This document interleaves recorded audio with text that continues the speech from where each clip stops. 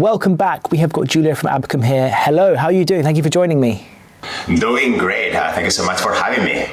It is my absolute pleasure. Now, before we kick off, can you just give me a quick introduction into who you are and what you're building? Yeah, I'm Julio. I'm the co-founder and the CEO of Alakum, and I've spent most of my career in finance, down in the trenches from investment banking, but also, operational FP&A. And what we're building is Abacum. Abacum is an AI-native financial planning and analysis platform, and we empower finance teams to become strategic drivers to the business. We enable them to drive performance and have a meaningful impact in the business. Amazing. And for context, the first startup I joined, I did a lot of strategic finance, a lot of metrics reporting, going deep into the numbers. So, I wish I had it when I was, in the trenches in the early days of the first startup I joined.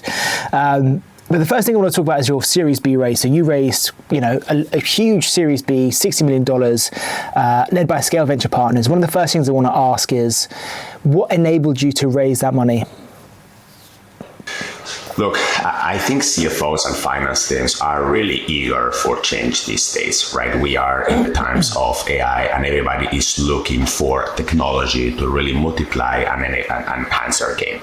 So I think, probably that market tailwinds were a key driver for us to, raise a Series B to meet that demand with urgency, right? So, of course, it's not only market conditions. Of course, it is also strong performance from the business. So we had tripled our ARR with flat headcount, right, without relevant incremental investments into the business. So that tells you a lot about, driving efficient growth. And we were very proud of that achievement because, hey, that put us, first of all, in a position of very high sustainability. So we were not in a need to actually be raising, but it was not only sustainability. It is also what we sell to our customers, right? Hey, we are making finance teams amazing capital allocators. We give you the visibility and the control to really drive that efficient growth, and it was great to achieve it ourselves. And can we touch on how you were able to triple revenue without headcount growth? Was that, more efficient use of your GTM? Was that streamlined operations? What enabled you to grow revenue so quickly without having to have additional investment? I think there is a number of drivers there. Look, to be honest, I think it comes down to all the tactical decisions that you end up making in the day-to-day. We have high standards for ROI, and every product investment, any go-to-market investment, it goes through a serious process on what's the business impact that you're expecting out of it, and we've really embedded that into our culture. People think like owners and behave like owners, and we have ample budgets. We have experimental budgets also for us to play and learn and grow faster in the future. But we understand very well the trade-offs, and more importantly, from a cultural perspective, we have all these business conversations. And efficiency is not a word that belongs to finance. It belongs to the business, right? We all want to grow, but oftentimes in tech, to be honest, we lose sight that what truly matters is strong fundamentals. We are here not to build, the fastest growing business, and all that is awesome, right? And if you can do that efficiently, that's fantastic. But what matters ultimately is to build strong foundations into business that compound over time. And if you're here for the long term, like those sprints that make you inefficient don't really matter. What you want to be doing is, embedding and creating that culture that prioritizes efficiency in your growth motion. And how do you build a culture where efficiency is, as you mentioned, not just the finance team's responsibility, but it's everybody's responsibility? This is how you build anything really cultural related, right? So it needs to be at the very top of the agenda of the founders and the leadership team. And so is that, for example, like are you constantly talking about the fundamental metrics of the business? Are you talking about whether that's burn or cost expenditure, whether that's revenue retention? Are those things something that you talk about all the time at the business? Yes, so we have a very transparent culture as well, so we are very transparent with our financial metrics. And of course, we have a North Star metric, which is going to be net new ARR growth, right? So, hey, we are here to grow and to grow fast, but we always qualify that metric with a lot of core efficiency or sustainability metrics. And that is going to be, of course, burn multiple, but also, CAC payback for more go-to-market. You might be looking into strong, NDR, for instance, or GRR for, strong foundations in the business. And, obviously, as you know, there are many, many metrics in B2B SaaS that are very classic and very, everybody knows them. But hey, it's very important that the team is looking at you and seeing that you pay very real and very serious attention to all these metrics as well, and not only growth. Got it.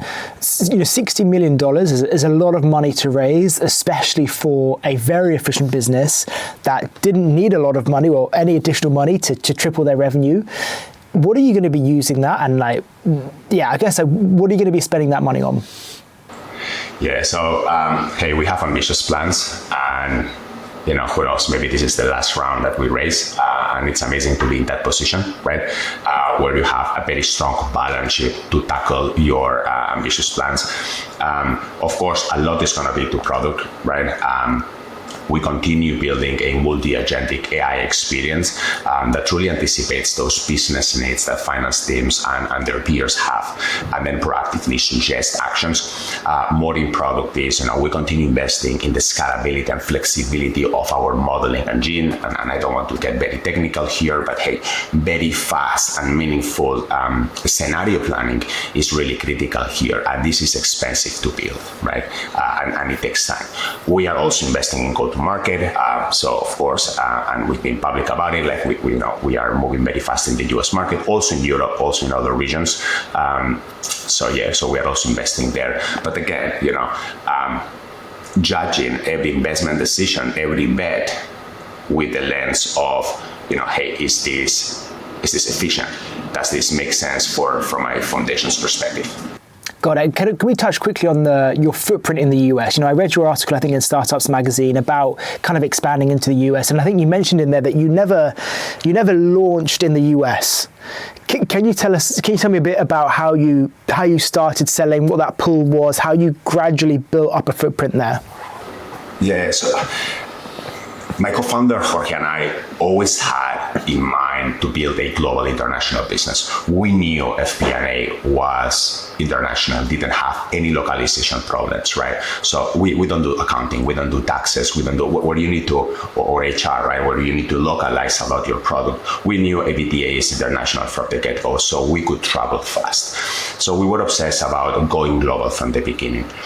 As a result, I think 2 of our first 5 customers came from the US, right? So we never really launched, even when we launched in the US, even when we started the company out of Barcelona, we were going after US businesses, UK businesses, German businesses, and so on, right? We wanted to have that proof point and actually learn to build an international business from the get-go.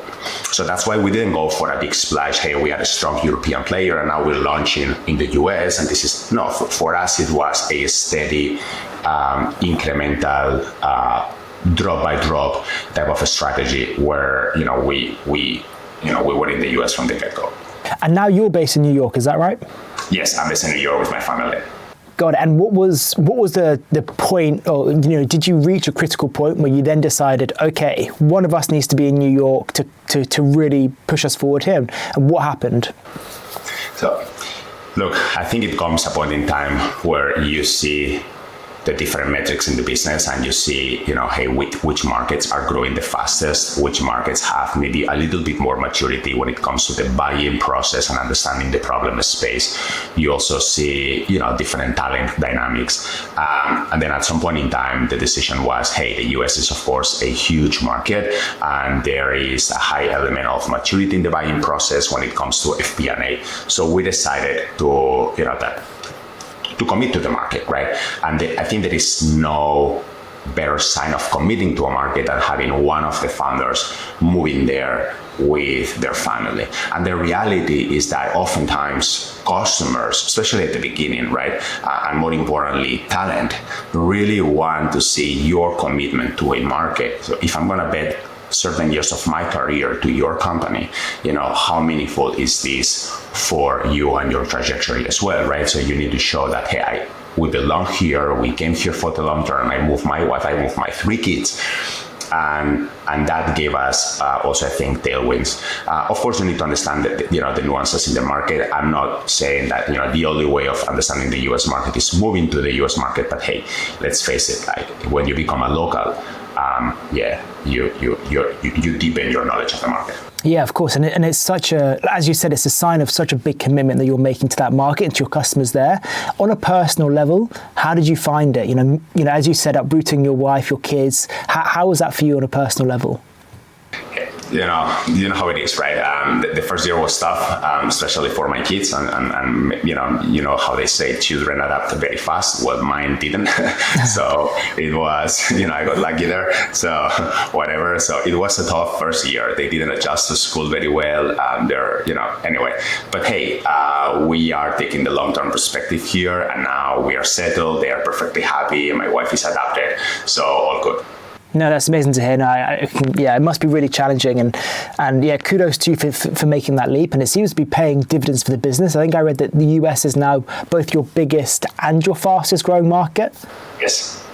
Yeah, the US is become our biggest market from an ARR perspective, but also the fastest growing. And I think it's a true testament. We are hiring left and right here in the US right now, and things are working very well in this market. And what do you think it is about the US market that has made that growth happen so quickly? Look, there is an element of size. That's the reality.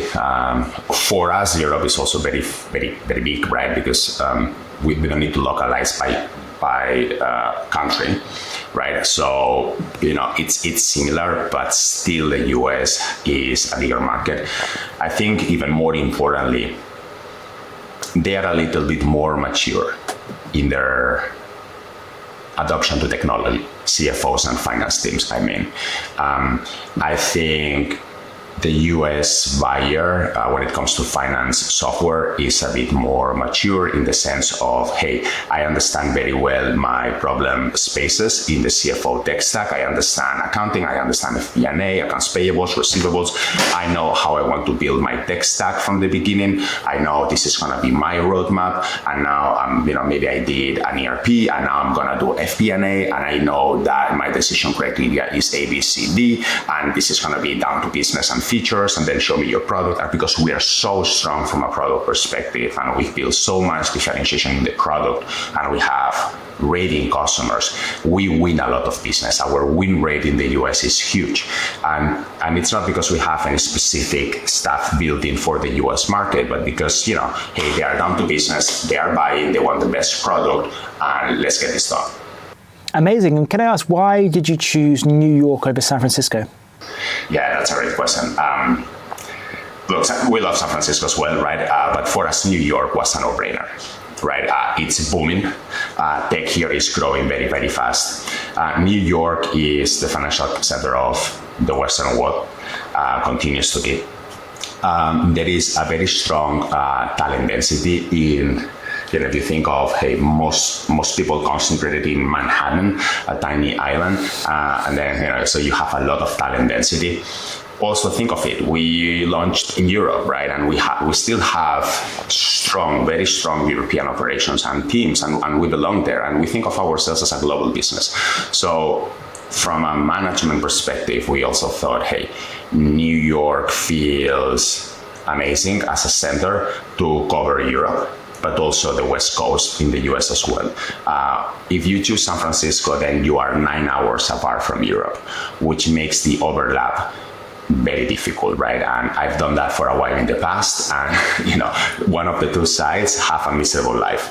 Yeah. So it doesn't really work for us. Yeah, it's brutal. I used to work at Deal in their product team. Deal is entirely remote, and you would always have times where you'd be on calls with people in California or the Philippines and Indonesia, and it's brutal. It's absolutely brutal. So it makes total sense. I also want to talk about your profile or your presence on LinkedIn. I've seen you post a lot about on LinkedIn. You even kind of share playbooks. You're very open about kind of like product development, what's going on, and almost becoming a bit of a thought leader in the FP&A space as well. What's the rationale behind posting frequently on LinkedIn? And what do you want to get out of it? Okay. I think posting LinkedIn responds to a need for us to contribute to the finance community. For us, it's all about building community. Community is incredibly powerful in anything you do, right? And of course, for instance, we went through Y Combinator, and having a founder community truly changed our perspective of things and our trajectory. So the goal of doing what we do in LinkedIn, but also, in some other forums, right? And when we organize dinners or community events, or when we participate in what other people are doing, we believe, and look, I've been close to 20 years in finance, right, in different roles. And, I saw that need of having more peer support, more practical insights, more tactical advice, less fluff, and probably, our approach as well to it is FP&A is hey, it's not high level, like it's very tactical frameworks, very real world examples that we get from our teammates and ourselves. So no fluff, and I think this is really enriching, and the feedback we get from finance leaders is, hey, it's really resonating. So a really authentic, genuine tone and approach to contributing to the finance community. Look, I look at our marketing peers, sales peers, and they have a lot of groups. They are very well organized. In finance, it's starting to happen today. I think it's happening increasingly, but hey, we are lagging behind. So this is our way to contribute. And of course, when you do that as well, life is long and wise, and of course, then people think of you when they need to consider an FP&A solution. Got it. Okay, so it's a bit of marketing, a bit of being that thought leader, and a bit of just kind of sharing useful and helpful frameworks and building that sort of finance community. You started your career in investment banking, very corporate, very traditional. And I'm similar. I did mine in strategy consult. I started my career in strategy consulting. How did that environment or that corporate environment prepare you or teach you, or did it teach you that you're still using today in your kind of like tech founder life? Yeah. Hey, I think there is a stigma, right, with the corporate life that I sense sometimes in tech, right? And I think it's most of the time an amazing school, right? An amazing school of what to do and what not to do. So I think that investment banking prepared me very well. I think I embraced from the very beginning and understood very well what excellence and high standards and operational rigor mean in your day-to-day. At some point in time, when I grew in my career, I also faced politics, and I understood, hey, this is something that kills companies, and probably then gets you thinking, how do you build a culture that is resilient to politics, where transparency and where decision making is run in a different way? So I think the corporate life, no stigmas there. I think it prepared us very well to what we're building today. No, amazing. I couldn't agree more. You're right on the sort of like hard work, high standards, attention to detail. Corporates have almost got that down to a T. And you're right. You learn from the lack of innovation, the politics, and the bureaucracy, how not to do things in startups. I'm conscious we're running out of time. I want to ask one more question, which is, you've just raised a big Series B. You mentioned you may not need to raise ever again, but if you do, if you're looking forward at a Series C potentially 1, 2, 3 years down the line, what kind of milestones or achievements do you want to do you want to hit to enable you to get to that point? We are in the quest of becoming the standard strategic finance solution for the mid-market across geographies, right? And today we have already become the new entrant, the new player, AI native, that is the standard, right? So we've built that brand, that reputation, where in the mid-market, which is what we target, and this is companies from say 200 employees to 3,000 employees.